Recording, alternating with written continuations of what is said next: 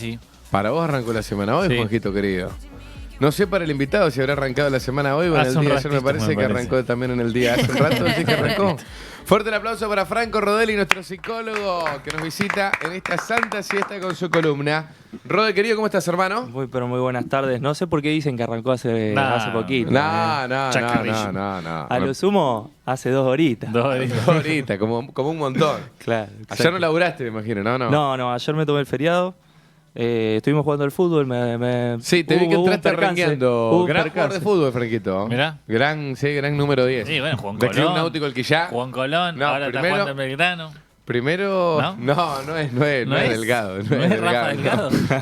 La primera vez que te fuimos a ver con Cicuta, con la banda que tiene el Rodel, dijo, mirá, igual al Rafa Delgado, lo mataste aparte. No, crack Lo total. mataste. Me lo han dicho igual, ¿eh? ¿Viste? No Sí, fuiste el Rafa único. Delgado. Sí, Sí, sí, No, sí. no fue el único. Lo bancamos, Rafa. No, gran jugador de Club Náutico El Quillá y también juega en Colón, el tipo. Muy bien, ¿Mm? muy bien. O sea, así que en esta mesa hay dos jugadores que Dos pasaron por ex Colón. Colón. Dos ex Colón, ninguna primera. Ninguno. Che, Rodel querido, ¿qué tenemos para el día de hoy, hermano? Bueno, Contanos. para el día de hoy, vos sabés que habíamos dejado algo pendiente que tenía que ver con la intimidad y Sí, la última el vez que pacto vine de acá. intimidad. Ajá, la última vez que vine acá.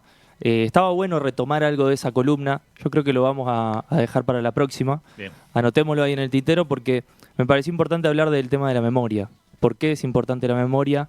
En relación, obviamente, a lo que fue el 24 de marzo, a lo que viene siendo cada 24 de marzo. Y algunos debates, algunas tensiones que se vienen dando en relación a eso, ¿no? ¿Cuál es la versión de la historia a la que cada uno suscribe como si eso estuviese liberado Ujú. a una especie de azar o a una especie de narrativa, a ver cuál es la que es más verosímil o la que mejor convence? Y me parece que es importante hablar un poquito de qué es la memoria, por qué es importante la memoria, qué nos pasa cada 24 de marzo y sobre todas las cosas, qué nos pasa a nosotros, me voy a incluir Ujú. dentro de estas nuevas generaciones que venimos y que no hemos vivido en primera persona lo que fue la dictadura. ¿Y qué tipo de relato, qué tipo de narrativa y de construcción nos podemos hacer en base a eso? ¿Estuvieron hablando de este tema? Sí, ayer principalmente un montón, bueno, porque fue la marcha. Sí. Juanjo estuvo en la marcha en Rosario, En Rosario. que hoy estuvo contando que, bueno, estuvo con sus hijos, con Vale también. Nosotros estuvimos haciendo la cobertura acá en Aire de Santa Fe, obviamente con un montón de opiniones encontradas de la gente, por supuesto, porque cada uno puede dejar su opinión en el WhatsApp de Aire, pero sí, estuvimos hablando bastante al respecto. Vos sabés que cuando vos decías esto de la memoria, yo estoy haciendo memoria para ver cuál fue el primer momento en el cual caí sobre lo que lo pasó. que significó. Ajá. ¿Y saben cuál fue? ¿Se acuerdan Televisión por la Identidad? Sí. Que sacó 3 capítulos e incluso el tercero de los 3 capítulos que sacó era el caso. Eran 3 casos de desapariciones e incluso asesinatos también durante la dictadura. 3 casos distintos, obviamente, ficcionados. Y el último era el de María Elena Fuseneco, lo digo así porque... Erika Rivas. Erika Sí. Rivas. El de Erika Rivas era el de ella. El tercero que salió por Telefe, me acuerdo en aquel entonces. Y fue la primera vez que yo creo que con 11 años en ese entonces, o quizá 10, fue la primera vez que me acuerdo de haber llorado como la primera vez que me llegó tan cerca lo que había pasado a través de esa ficción. Claro. Fue como ese es el primer recuerdo que tengo de decir, che, nada que ver lo que pasó. Como que hasta ahí, obviamente, lo había tocado de oído, pero como que ahí fue el momento un quiebre. Que lo hiciste carne, digamos, que lo Exactamente, pasaste sí. al cuerpo, que te conmovió, que te afectó. Total. Bueno, ahí me parece que hay un gran tema, ¿no? En cómo se transmite generacionalmente, de generación en generación, lo que significó la dictadura militar, lo que significaron esos tiempos oscuros en la historia y lo que cada 24 de marzo se recuerda. ¿Por qué es importante recordarlo? ¿Por qué es importante todavía seguir hablando de esto? Bueno, justamente por eso que vos decís, Piru, la memoria no es un archivo estático, no es un dato que se mantiene ahí y ya está, no hace falta ningún tipo de trabajo, sino que implica un esfuerzo, implica todo este trabajo dinámico de entender qué fue lo que pasó, de construir una narrativa en base a las informaciones, a los datos que hay y sobre todas las cosas a lo que vivimos. A ver, Freud hablaba en su momento de que en la inscripción de las huellas némicas, es decir, en la inscripción de lo que vamos viviendo, tiene que haber una transcripción de lo que vivimos a lo que contamos. Es decir, que entre las cosas que nos pasan y las cosas que nosotros podemos decir que nos pasaron, ya hay un trabajo psíquico. Ahí ya hay una construcción de un recuerdo, de una narrativa, de una versión de la historia. ¿Por qué pasa que todo el tiempo estamos, parece que, volviendo a discutir cosas que ya habíamos creado Saldado. un consenso, ¿no? Como que ya estaba saldado ese consenso? Bueno, porque el psicoanálisis nos enseña, en uno de sus principios fundamentales, que la manera en la cual nosotros entendemos nuestra historia nos posiciona para entender el presente y sobre todo nos traza direcciones hacia el futuro. Entonces, parece que hay que entender que algunas narrativas que están surgiendo ahora, sobre todo del gobierno oficial, que están poniendo el foco en ver cuál es el principio de la violencia, en ver si en realidad la dictadura fue una consecuencia de las luchas armadas que estaban antes. Parece que había un ocultamiento de esas luchas armadas, cuando en realidad es algo que ya se sabía, que ya se sabe, es algo sobre lo cual se investigó muchísimo, es algo sobre lo cual en el juicio Sí, de la... que están todos los libros, en un montón de libros de historia, digamos. Es algo sobre lo cual en el juicio de Sí. las juntas, cuando se da la sentencia, se dice, se menciona, y sobre todo las cosas que queda saldado, y dentro de la sentencia está, yo los invito a que vayan a ver la sentencia de nuevo, se menciona la guerra revolucionaria, y sobre todas las cosas es que se falla justamente alegando a que no hay nada que justifique, volvemos a decirlo, la violencia clandestina, un plan sistemático de persecución, tortura, desaparición de muchísimas personas, que se dice que, volvemos a decir lo mismo, la cifra es de 30.000 desaparecidos justamente como un símbolo de que no se sabe Claro, cuántos desaparecidos haya hay. sido la cifra que haya sido, realmente. Es un número abierto, es un consenso social en base a que además esto de que haya sido clandestino también marca que no hay cifras oficiales de ningún tipo. Entonces, en un consenso general de la sociedad es que se establece esa cifra. Es abierta porque hoy seguimos buscando a más de 300 nietos desaparecidos. Es clandestina porque, como escuchábamos recién, arrojaban los cuerpos al mar. Por eso se habla en los términos de una cifra, un acuerdo social de hablar de 30.000. Y creo que hoy, principalmente cuando esto se pone en tela de juicio, es donde, planteaba Rode, ya había discusiones que pensaba, al menos hasta incluso de mi parte, habiendo transitado los canales de comunicación de muchísimo tiempo atrás, que era una discusión saldada. Ahora bien, si el resto quiere poner el foco en si la discusión son 30.000 o no, es donde también por debajo de todo eso está el negacionismo de lo que ocurrió.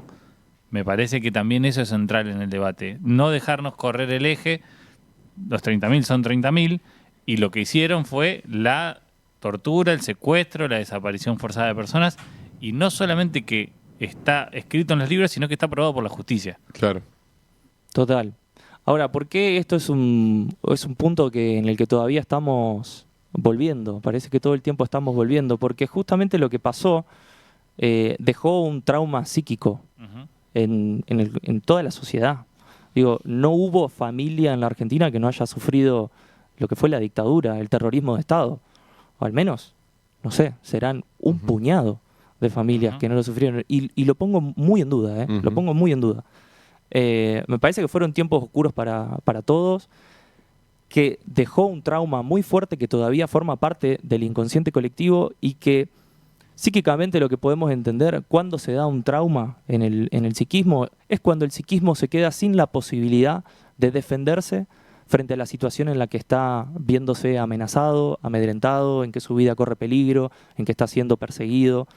Digo, hay una situación que implica un desborde de emocionalidad, porque tu vida corre peligro, porque tu integridad física corre peligro, y vos no tenés las herramientas psíquicas para poder controlar esa situación. Ahí se genera un trauma. Las respuestas que hay, las maneras de defenderse que puede encontrar el psiquismo frente a esta como indefensión, podemos decir, de la realidad, es la represión, la disociación, o bueno, justamente el olvido, el olvido selectivo de lo que pasó. El negacionismo creo que es una de las narrativas que buscan justamente relativizar lo que pasó, quitarle importancia, con la teoría de los dos demonios, equiparar la violencia de la lucha armada con una violencia estatal, con una violencia clandestina por parte del Estado que tiene toda la fuerza del Estado a su disposición para hacer y deshacer lo que quiera y no dar números oficiales y no ofrecer ningún tipo de datos. Hasta el día de hoy no se sabe nada de lo que pasó, o al menos es lo que las luchas sociales empiezan a intentar elaborar la memoria de lo que pasó, porque cuando ocurre un trauma, como digo, hay un impacto tan fuerte en el psiquismo de cada uno y de la sociedad en este caso, que lo que se trata de hacer es justamente elaborar, a posteriori, elaborar después qué fue lo que pasó realmente, porque uno queda bloqueado, queda en estado de shock. ¿Cuál es la diferencia entre un trauma psíquico y un trauma físico? Bueno, por ejemplo, yo lo que le venía contando ayer. Un trauma físico se caracteriza por un impacto que está localizado en una parte del cuerpo. Yo ayer me golpeé la rodilla, puedo identificar que lo que pasó ayer a mí me jodió la rodilla, hoy la tengo inflamada, voy a ir al médico, hay un tratamiento específico de acuerdo a la localización de la zona y a los tratamientos que se pueden dar a eso. En un trauma psíquico, como el golpe no es tan fácilmente de identificar, no es tan visible dónde está el impacto, cómo impactó y cuáles son los efectos que eso deja, necesita este trabajo de elaboración en donde todo el tiempo nos estamos volviendo a contar lo que pasó, vamos estableciendo, por supuesto, algunas consignas, vamos estableciendo memoria, verdad y justicia, vamos estableciendo el nunca más, vamos estableciendo todas las organizaciones y las luchas de las abuelas y de las madres de Plaza de Mayo, de los hijos, de los nietos aparecidos. Todo eso funciona como elaboración de un trauma. Y los discursos negacionistas que buscan relativizar esto, parece que lo que están buscando es romper lo que hemos ido estableciendo para poder salir de este trauma. De ese trauma, claro. Bueno, qué lectura esa. Es como que, ya que justo que estábamos saliendo, salir es difícil de un día para el otro del trauma, más todavía con la cantidad de personas desaparecidas que hay, ¿no? Pero la elaboración del trauma, entonces, me quedo con eso que dijiste. El recordar nos sirve para seguir elaborando ese trauma. Claro, a ver, es conocida la frase, ¿no? Un pueblo que no recuerda su historia está condenado a repetirla. Sí. Yo creo que son muy extrapolables los conceptos psicoanalíticos que cotidianamente como psicoanalista usamos en el consultorio con los analizantes. Un analizante llega al consultorio y te cuenta algo que le está pasando y no es que el psicoanalista va directamente a preguntarle, bueno, ¿y cuál es la relación con tu papá o con tu mamá? Claro. Eso no funciona así. El psicoanalista invita a asociar, invita a reflexionar acerca de eso, qué puede estar en juego ahí, qué es lo que está pasando, y solo el paciente empieza a historizar y empieza a contar algo de su historia y a buscar nexos entre el presente y el pasado. Entonces, no hay manera de que nosotros pensemos nuestro presente si no hacemos una lectura de nuestro pasado, y no hay manera en que nosotros podamos empezar a poner en juego una dirección mucho más saludable para nosotros si no hacemos una lectura de nuestra historia. Digo, hay una continuidad entre lo que nos pasó, entre lo que nos está pasando y entre lo que nos va a pasar. Alimentar una fractura en esa continuidad histórica, a mí me parece que es bastante siniestro. Bueno, la memoria, viste, uno también selecciona lo que quiere por ahí. Hoy decías en un pasaje tuyo que la memoria es selectiva. Sí, es selectiva. Por supuesto que es selectiva la memoria, pero al menos un trabajo de análisis lo que hace es darle cierto relieve a una parte que estaba muy callada. Sí, o todos seleccionábamos lo mismo, por lo menos, en nuestra memoria hasta hace poquito. Ahora, aparentemente, bueno, cada uno la memoria selectiva de cada uno va variando y, qué sé yo, recuerda alguna cosa más que otra. ¿Qué quiero decir con esto? Lo de la teoría de los dos demonios que vos decías recién, es como que se intenta profundizar algo que sabemos que ocurrió también, porque lo otro es cierto que ocurrió. Se sabe. Pero no por una cosa negás la otra. Entonces, bueno, es como una situación que ha llevado a que la marcha del día de ayer haya sido multitudinaria, y me parece que eso es lo bueno también, ¿no? De la elaboración de ese trauma del cual hablaba recién Rode. Me parece que eso es lo bueno, cuando más allá de todas las cosas negacionistas que se puedan llegar a escuchar desde gobernantes, desde el oficialismo y demás, bueno, la gente con su respuesta en cada lugar de la República Argentina, me parece que es esa esperanza que nos queda. Más que esperanza, es algo que vemos todos los años en las calles realmente. Quizá ahora sea un poquito más acrecentado. Es tremendo, ¿viste? Cuando aparece una voz en contra es como que decimos, che, ¿en serio hay que salir de vuelta? Y se triplica la gente en la calle. Totalmente. Es increíble. Pero es porque el debate se vuelve a activar y hay que darlo, y hay que volver a darlo, y hay que volver a hablar en estos espacios y en todos los espacios posibles. Hay que volver a hablar de esto y hay que volver a abrir el tema y hay que volver a decir que no puede pasar nunca más lo que pasó en la historia argentina.